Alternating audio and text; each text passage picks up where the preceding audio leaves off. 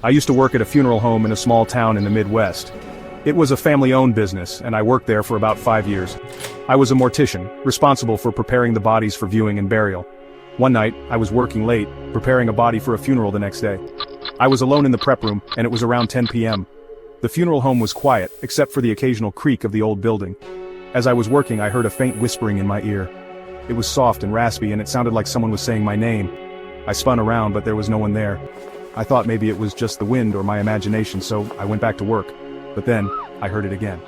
This time, it was louder and more distinct. It sounded like someone was whispering, "Get out," in my ear. I was freaked out, and I didn't know what to do. I looked around the room, but I was still alone.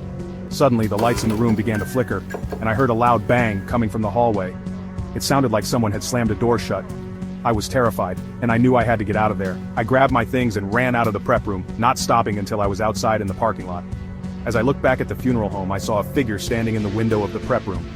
It was tall and gaunt, and it was staring right at me. I knew then that I had to quit my job. I couldn't go back to that place again. I told my boss what had happened, but he just laughed it off and told me I was imagining things. But I knew what I saw.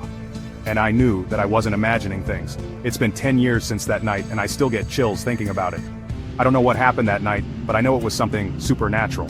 After I quit my job, I started doing some research on the funeral home. I found out that it had a dark history. There had been several reports of paranormal activity, and some people even claimed to have seen ghostly apparitions. I'm not surprised. That place was always creepy even when I first started working there. But I never expected it to be haunted. Now I'm a different person. I'm more cautious, more aware of my surroundings.